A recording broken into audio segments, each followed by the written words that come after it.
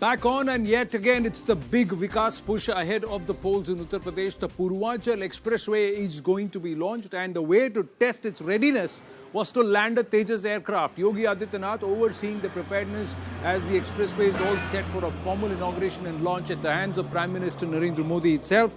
And big ticket visual this, that the Tejas aircraft landing right there on the Purvanchal Expressway as a showcase to say it's all ready. It's the big commitment of connecting all of Uttar Pradesh, taking Vikas on ground, and also a big push for Purvanchal. Going across to Pranshu Mishra, but first, Yogi Adityanath.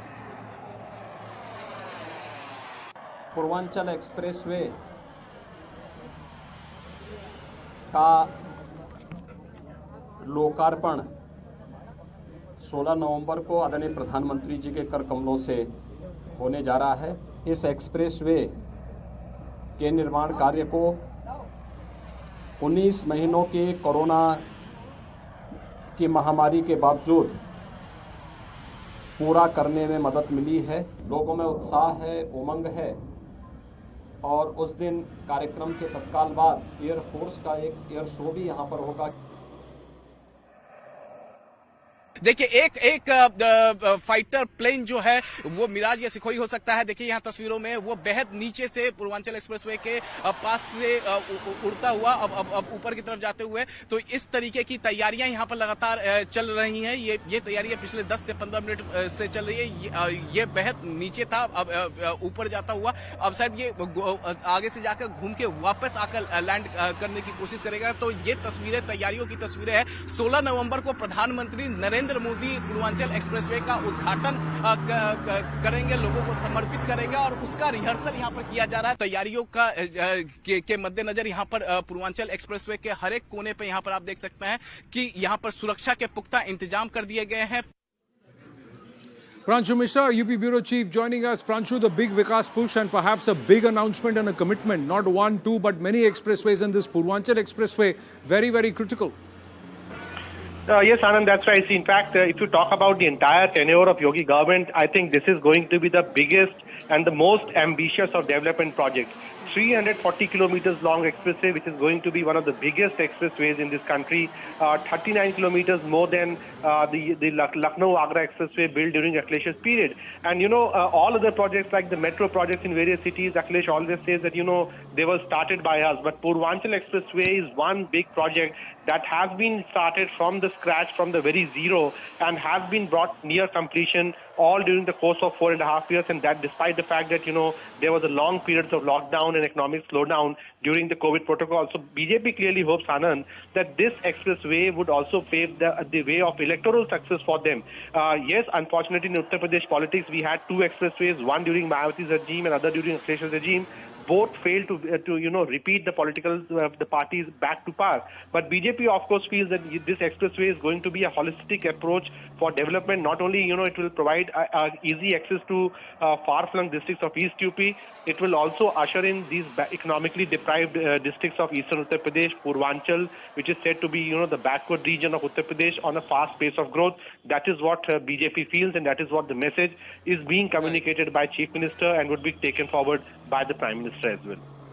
Well, thanks for your inputs. All eyes on the 16th of November when Prime Minister will be there. These trials running on in Sultanpur, that's where perhaps the formal inauguration and commitment to public will happen on that day, the Purvanchal Expressway. Moving on, shifting focus from Uttar Pradesh, let's shift the spotlight down south towards Tamil Nadu. Rains, flood, Chennai, and these are the aerial visuals of what's happening in and around the capital city of the state. With receding amount of area that is left for water bodies all around Chennai, the visuals very clearly talk about the story. There are no roads. There are no roads to walk. There are no roads to drive. All you can do is go ahead and take a dive. Get out your rafts and your boats if you're in and around Chennai, and similar situations also coming forth from Bengaluru too. Sanjeevi now joining us. Sanjeevi, because of the entire low pressure area in the low-lying on the Bay of Bengal, heavy rains in that entire region. Bengaluru also seeing heavy rains. But Chennai, the situation is appalling. hardly any water bodies left now. But exactly, and these visuals are similar to what happened in 2015. These are the areas, visuals which we got from the drone shot from Mudichur, Varadarajapuram, and also Semmanjeri, which are in the outskirts near the Tambaram area, very close to airport. So no lesson learned is what we have to say right now, because there was no water since last 3 days, but since it was raining yesterday for almost 6 hours continuously before the landfall of the deep depression, we have witnessed heavy rains, and now it resulted in the water stagnation in the outskirts of Chennai area, suburb areas such as Mudichur, which is usually hit because of the heavy floods. So these visuals show the impact on how it has affected the people of the common life of people. So they are, in fact, have to go in boat to buy the essentials. They are stranded. Is what we can say. Even the water level is at least 4 feet deep is what we can see. When you can see the visuals of a car which is drowned, which is standing on the center of the road. So that particular visual explains the situation which is prevailing in the outskirts of the Chennai city, which is in Mudichur. The situation in Chennai yes, is, roads seem to have been right turned now into rivulets, and houses seem to be look like short ports or small ports where perhaps these rafts can dock. People are all moving up to the higher floors, and a lot of them spending their time on the terraces, as these visuals show. Sanjeevi, stay with us on the phone line. There's a reason this is a cause for concern, ladies and gentlemen. Let's look at the hard numbers. The numbers show that the area that was covered by water bodies in and around Chennai over the last 3 decades has shrunk. The built-up area in 1980 was just 47 square kilometers. That's gone ahead and burgeoned up to 402 square kilometers in 2012. So 10 years later, this number will be closer to about 450 square kilometers. That means this total area which is occupied by water bodies is now less than, this was in 2012 about 71 square kilometers. It is less than, or somewhere about just about 60 square kilometers as the numbers show. And this was about 186 square kilometers in 1980. So where does the water go is the big question, Sanjeevi, because there are floodplains on which now flyovers and airports have been built. Velachery, a case in point.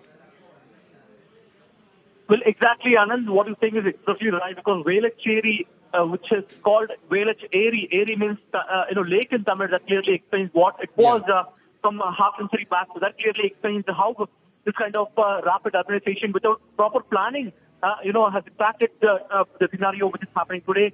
So no lesson learned even after 6 years is what we have to say, because these are, comparatively low-lying areas.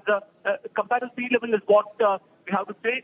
So even after 5 years, there's no respite, there's no action taken by the government, because even the nearby water bodies are not desilted is what the people in the local area also complain. And there are also a lot of issues for the local people.